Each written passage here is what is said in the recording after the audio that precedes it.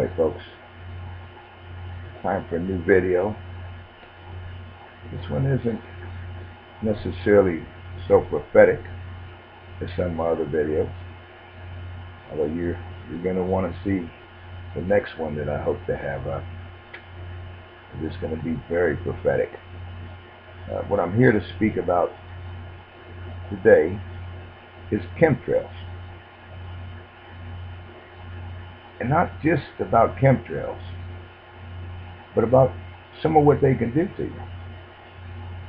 You see, I've had heavy metal poisoning. I had arsenic poisoning. I'm blessed to be alive today. It is a terrible, terrible thing to have. And the thing about it is I was getting poisoned, which went on for probably about 7 months, getting it chronically and at times acutely.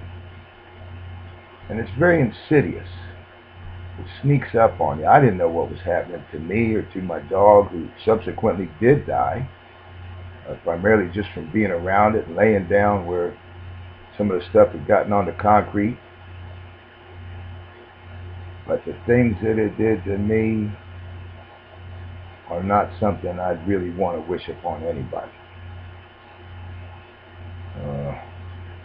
And I'm just going to tell you, I'm not going to get into a whole lot of detail, although I have lots of documentation and everything, lots of medical reports. But here's some of what happened. First off, I began to feel tired. I had no energy. Then I began to get weak. I used to use a 24-ounce framing hammer. Now, I'm sorry, it was a 28-ounce. This was a big waffle-headed framing hammer. Everybody else used to freak out about it. But it got to where I couldn't drive nails with it. Even though I'd go, and try to hit as hard as I could, I wasn't able to. So I switched to a lighter weight hammer, like 18-ounce. And I still was unable to drive nails. But I didn't know what was going on. I started developing sores in my hands.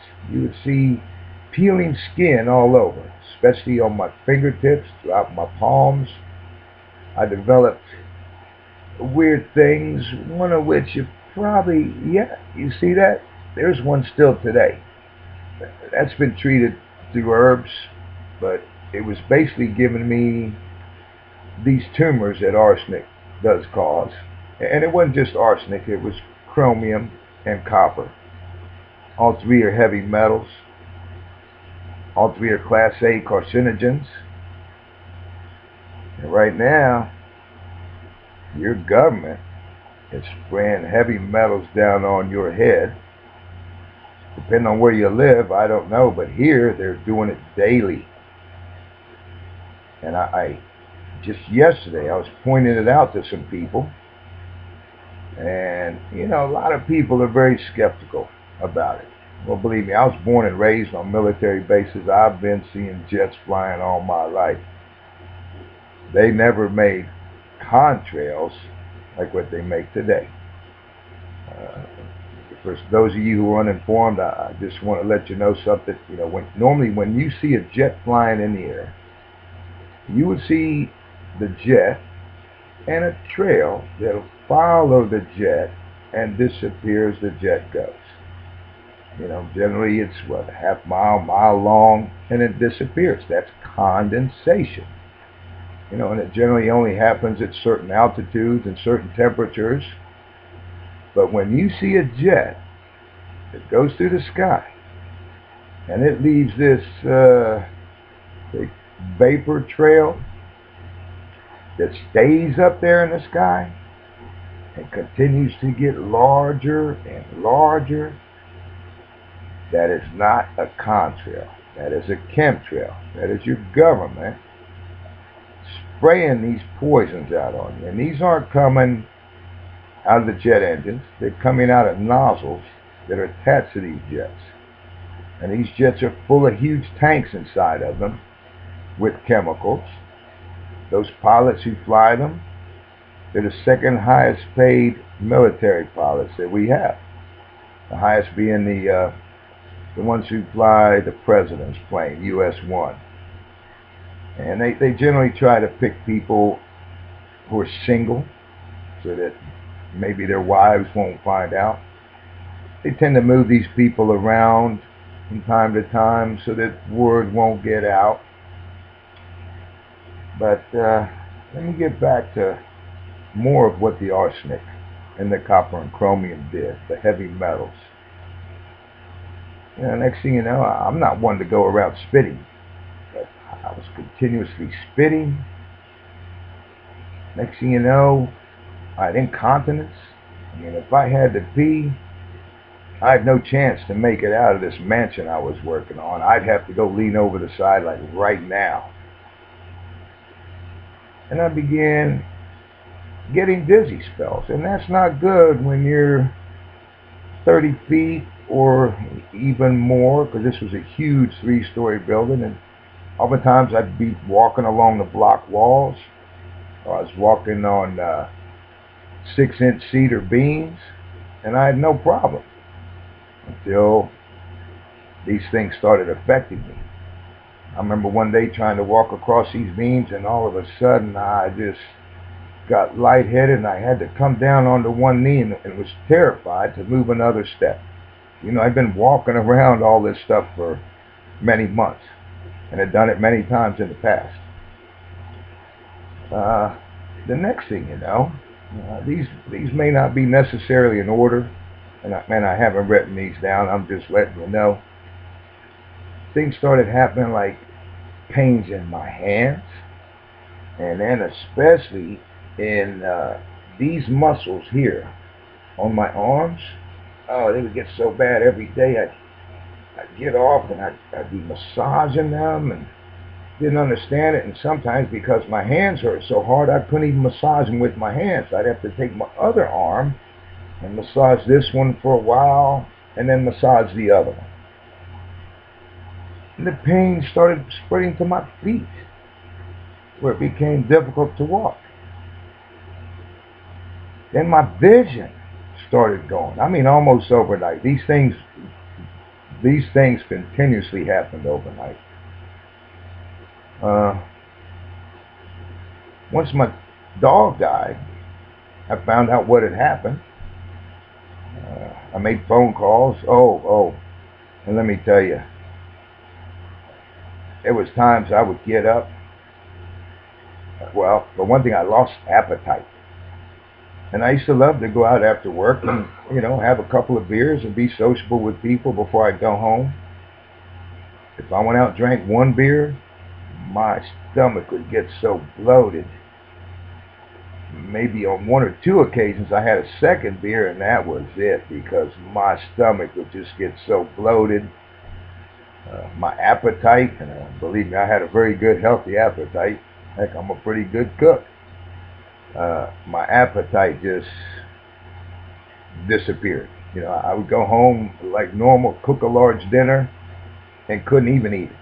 Maybe take a bite or two and have to heat it up and eat some of it for breakfast the other day.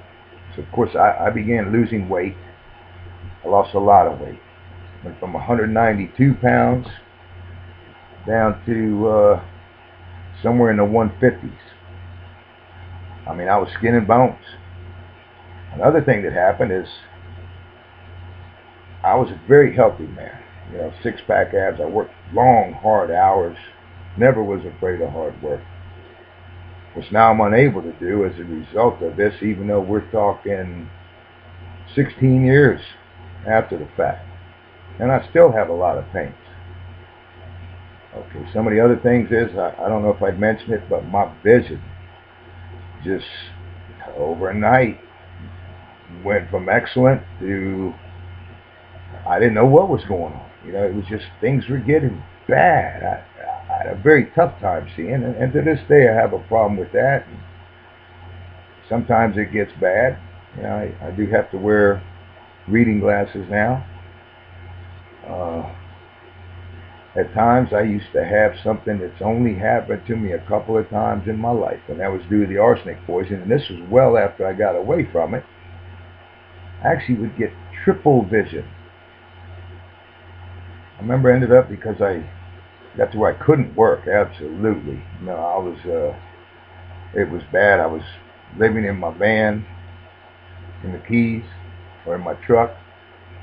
I stayed under bridges.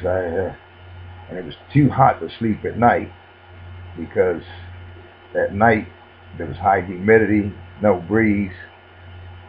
I'd end up having to sleep in the morning once the breezes came up. So there was a 24-hour restaurant I used to hang out at some. And I remember the first time I had the triple vision was in there. All of the fluorescent lights overhead suddenly became 3 for each one. I'd have people I knew would come in there, and I couldn't recognize them until they'd get 10 or 15 feet away from me. Believe me, it was very traumatic. All these things happening. Wondering what's next. Wondering if I was going to die like my dog did. And I tell you, it's a terrible death. A painful death. Well, fortunately, she died, and that saved my life. Because that's when I became aware of what was happening to me. And, I immediately quit the job, and I thought, well, now that I get away from it, I will start getting better. Oh, no. That didn't happen.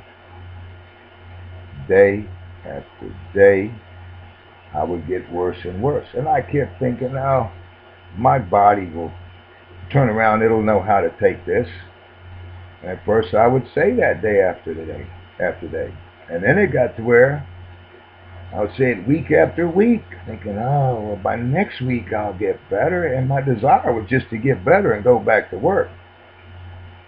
And of course, workman's comp wasn't covering me. You know, workman's comp insurance companies, for the most part, it's a scam. They're tied in with our government. The politicians are in their pockets. You know, they pass laws so that you have to have it, but when they screw you over, they'll tell you they're going to help you, like they did with me, but they don't do squat. I actually was able to get the workman's comp laws changed in the state of Florida because of a newspaper reporter had written an article about somebody, and I went to her and she wrote about me, and then I started contacting state officials, and they didn't like it. They were scared, and when they knew that, of course, they lied to me plenty of times, gave me a bunch of rhetoric. I could give you the names of the people. I'm not going to dig that all out right now. I want to keep this video short. I'm just here to warn you. But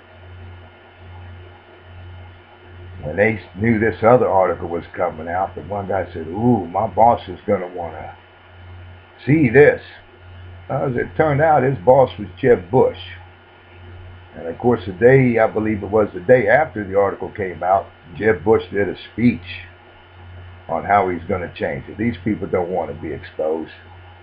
But that's the duty of every Christian, is to expose the unfruitful works of darkness. I've done a little of that on some of my videos, and you're going to see more of that coming. You know, I've exposed the works of darkness at City Hall meetings.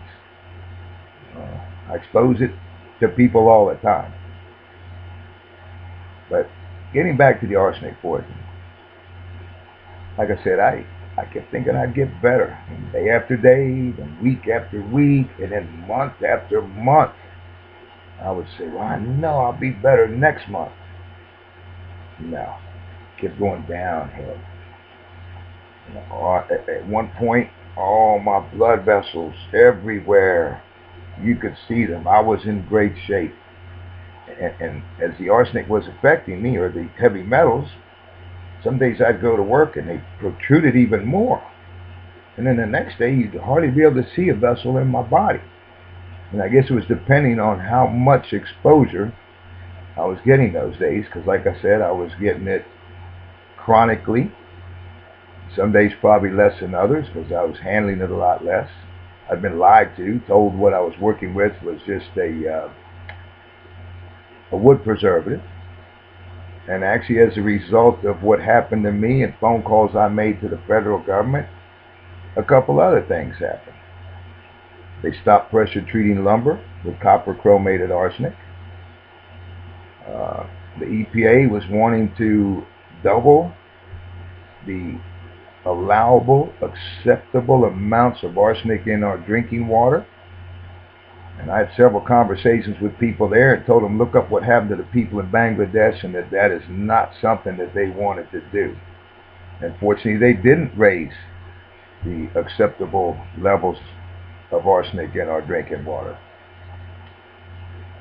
But like I said, these heavy metals are very insidious. Oh, and I got to where I had pains all over my body.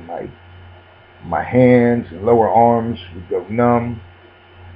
You know, from my knees down would go numb. My left thigh, oh, it used to go just completely numb. And then other times it would burn as if somebody had put gasoline on my skin and left it there. And there was nothing I could do about it.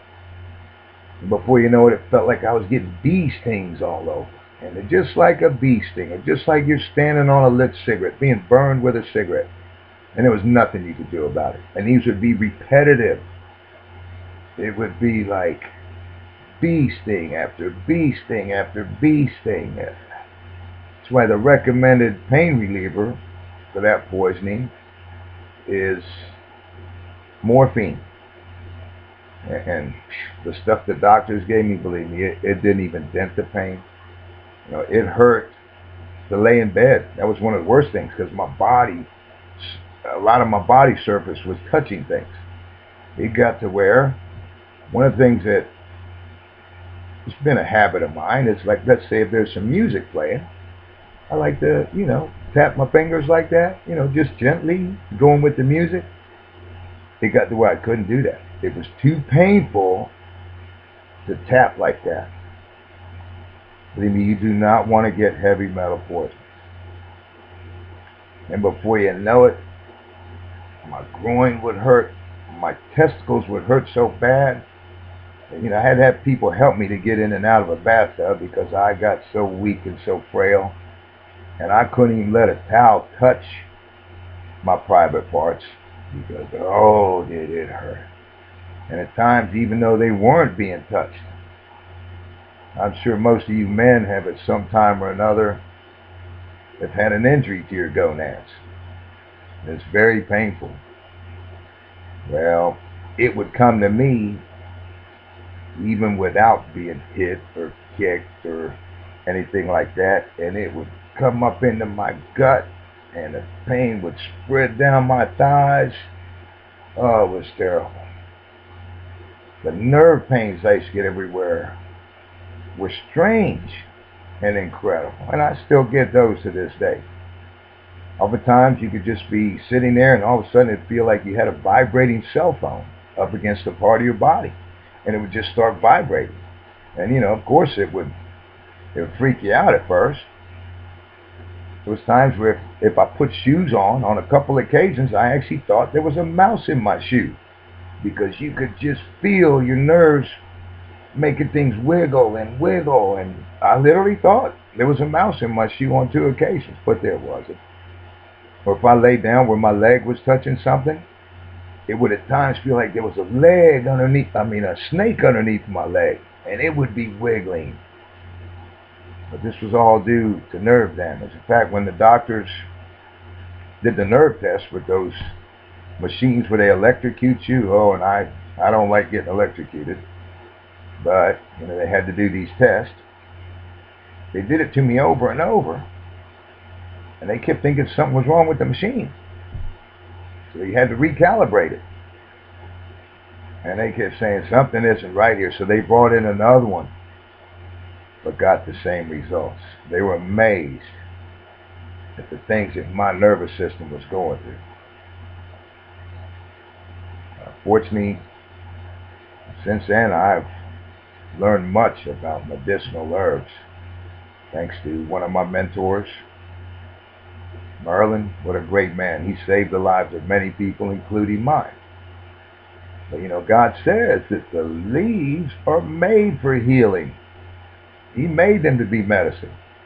And when the doctors couldn't help me other than give me pain relievers, of which I only took a couple because I knew that the number one way, as I did research, that arsenic killed you is renal failure, which is kidney failure. And secondly, through heart attack. And 3 times I went to the emergency room because of my heart. And to this day, this many years later, I still have problems from my heart. But thank God for these herbs, because they turn many of the things around, including the nerve damage. Nothing's totally right yet, but boy, am I ever a lot better. It got to where my thinking was so bad and so slow, anyone would have said I was a mental retard. I had to think about each word before it proceeded out of my mouth. When I was trying to read and study what I could do to save myself, I would generally have to read a sentence 3 to 4 times in order to comprehend it, because I had to read and absorb it one word at a time. And by the time I got each word of a sentence done, I would have lost track of what the beginning was and have to reread it, over and over. People who I used to see 3, 4, 5 times a week, had known for years, I would see them and couldn't remember their names. It was very terrible. It was extremely traumatic. Wondering, am I gonna be a retard the rest of my life? And am I gonna go totally blind? Which as a child was one of the things I feared. Losing another sense wouldn't have been so bad, but being blind to me was a fearful thing. And I actually did at one point go completely blind for a while. I pretty much got to total incontinence. There was many times where I could just be sitting there. I'd go out or could be in a vehicle, and I couldn't hold it. There would be no warning, whether it be number 1 or number 2. And speaking of the number 2, I had nothing but diarrhea for probably at least 2 years. And even once they did start on occasion getting solid, I had to ask my doctor why this was happening. Anything that, say, floaters, if it touched the air, it would turn black. And that was due to arsenic oxide, is what I found out. But what I'm getting at is generally a lot of these effects are irreversible. Like I said, I was very fortunate. I ran into a man with 2 PhDs who really knew his stuff about herbs. I studied a lot of books. I did chelation. I really couldn't exercise. In fact, when I tried, now I didn't know this though, because I was in contact with National Poison Control a lot. Many times I called them with tears in my eyes, or even crying to them. Same with the times I went to the emergency room. I'd be there basically crying, not bawling, but tears running down my face, wanting to get that stuff out of my system. I remember going up to my dad one day and holding out my arms and seeing how thin they'd gotten and how you couldn't see a blood vessel, because that's what happened. Pretty much before you knew it, you couldn't find a blood vessel in my body. Like when one of the nurses went to take a blood test, it used to be, there was plenty of veins everywhere. She had to poke me 6 or 7 times. That little vampire just kept poking me to get some blood out. But like I say, these effects are very insidious. They sneak up on you. Those things accumulate inside of your body, and it is extremely difficult to get them out. Oftentimes, because of the molecular structure of these things, they will stick to things in your body. You know, they will stick inside of your organs. I developed, especially all over my butt, these big lumps, kind of like gelatinous lumps. And I believe what that was is my body trying to form fat or something similar around parts of the arsenic to keep it from affecting me. And oh boy, I remember going to an RN who had a lot of other designations behind her name and written a book or two. Very intelligent woman in the medical profession. Many doctors would come to her for advice. But she was also a licensed masseuse, like the best I've ever known. And for the longest time, she refused to give me a massage that she owed me because she'd give me a gift certificate for my birthday. And she kept telling me, Raul, it's going to stir the poison up in your body. And I said, yes, I know that it will, but I'm doing chelation and I'm doing all these herbs and I want this stuff out of my body. And sure enough, when I got the massage, shoot, within minutes I felt like I was drunk and hungover, and it lasted for many days. But at the same time, I was hoping that I'd stirred some of it up and could eliminate it from my body.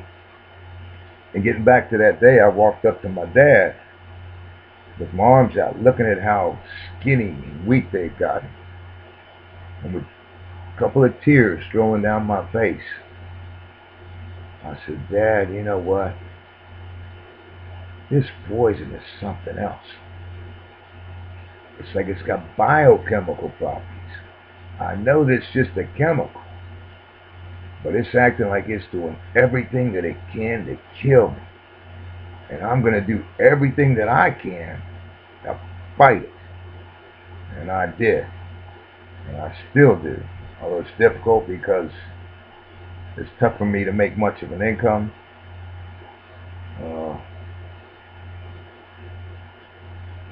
But I want to warn you about these chemtrails. And here's something I saw yesterday for the first time. And just hours ago on YouTube, I saw I didn't actually see the video. I saw the caption and the picture warning about these dark chemtrails now. I'd seen my first one yesterday. And I wanted to catch that video, but unfortunately, I'd hit a different button. And even though there's another video that, to me, is much more important than this, but this video is of very much importance to me too. And I've spoken at my local city hall about this, took in pictures from the area, which they put on all the cameras and everything, and what was these hypocrites' response? Oh, well, we don't control our skies. But you can go up to Tallahassee and you can go speak to them about it. Heck, what do I have local representatives for? They go up there. They're supposed to be representing me and the people. Meanwhile, the people are being poisoned.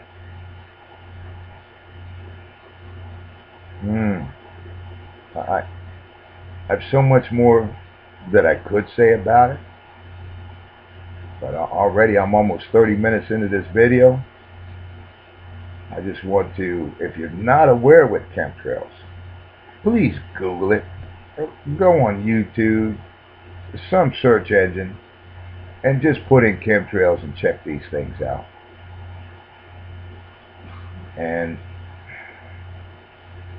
be aware that these people, these elitists, they've got the Georgia Guidestones where they want to eliminate the world population of 500 million people. I believe Bill Clinton signed something back when he was in office wanting to limit the population to 1 billion people. Now it's even less. And this is all through the UN, as part of this, these wicked people at the top. God says that we wrestle not against flesh and blood, but against powers, against principalities, the root word being prince there, against spiritual wickedness in high places. Don't believe some of those versions where it's talking like spiritual wickedness in the solar system and stuff. No, they're talking about high places here in our governments. And then it goes on to say about the rulers of the darkness of this world. God wants us to be fruitful and multiply and fill the earth. But Satan comes seeking to steal, kill, and destroy. And that's another thing about these chemtrails. Not only can they kill you, they already are killing insects, plants. It's just a terrible thing, and I know a lot of people are going to find it hard to believe that a government would do this to the people. Yeah. Well, people found it hard to believe that Hitler was going to do or was doing the things that he did. Or Lenin. Or Pol Pot. Or Mao. These people didn't care. They're just murdering scoundrels. But now, like I said, and I had seen something not that long ago, and there's plenty of government documents that show what they're doing. But I'd seen something where they said they were going to make them less visible, because you can see these white trails against the blue sky pretty good. Like I said, just yesterday, I saw my first dark ones. Oh, and that was expanding to get very large. But it was much more difficult to see, even with all the white chemtrails that were already up there. And who knows what's in this batch. The other ones have things like strontium, barium, aluminum, and probably most of you already know that aluminum can lead to a lot of mental problems. What's that one disease? I forget, but maybe I'll stick it in the annotations if I put some annotations in this video. But I want to encourage all of you to step up and to speak out. You need to put a stop to this before it's too late. And a bigger thing even is that you read and follow 2 Chronicles chapter 7 verse 14. Because if we do that, what's written in there, God's going to turn this place around. Trump himself isn't going to be able to do it. It's going to take us doing the right thing and bringing God back. We've had this Muslim president. I don't know if you saw my video on the Muslims, but that is a terrible problem in the world. And they're going to be going around the entire planet, killing off anybody who doesn't agree with them. You're not a Muslim. And not only that, heck, they're killing off each other. Depends on if you're a Sunni or a Shiite. These people, that book that they follow, that is Satan's most successful book. I mean, there is a witchcraft book, but that Quran, ooh boy, what a deceitful book. Their God, his name I won't even mention, claims that he's the greatest of all deceivers. Well, that's what the Satan of our Bible is called. He's a deceiver. He's the greatest of all deceivers. He's the father of lies. He lied from the beginning. He lied in the garden to Eve. He's caused us a lot of problems. Because Eve listened to him. Please don't listen to that deceiver. All right. I do want to say one other thing, that when I did speak at City Hall there, and they told me that they don't control the skies. As a person speaking there, you only get 3 minutes to speak, and sometime later they'll give their rebuttal, but you don't get to speak again. Well, they said they don't control our skies. Well, my thought was, you know what, y'all give me some of those, I don't know what you call them, those Stinger missiles like Obama's giving to his buddies in the Middle East, and I'll control the skies. But anyway, all I'm saying is something needs to be done about this. I hope that Donald Trump will maybe put an end to this, but I'm not sure. You know, even with Donald, I have a little tough time. I'm glad that he's not an attorney, not really a politician, but I am troubled by a few other things about him, like him being a Mason. Secondly, him since being a child, going to Jesuit meetings with his dad, and he still goes to them. He and Hillary after one of the debates. They both sat close together, and they were chummy there. You know, kind of like these wrestlers on TV. You know, in the ring, in public, they look like bitter enemies. But hey, after work, they're out there hanging together, partying, you know, laughing all the way to the bank. I don't want to say too much more about this. It's very long. But these chemtrails are bad, folks. And I just want you to be aware of them. And y'all need to speak out. Get to your politicians. All right, I'm going to close it off here. I just want to encourage everybody to do a few things. Read your Bible, pray, and repent. That our land might be turned around into a beautiful, wonderful place. You know, Obama got in office and said this is no longer a Christian nation. Yeah, well, he's not.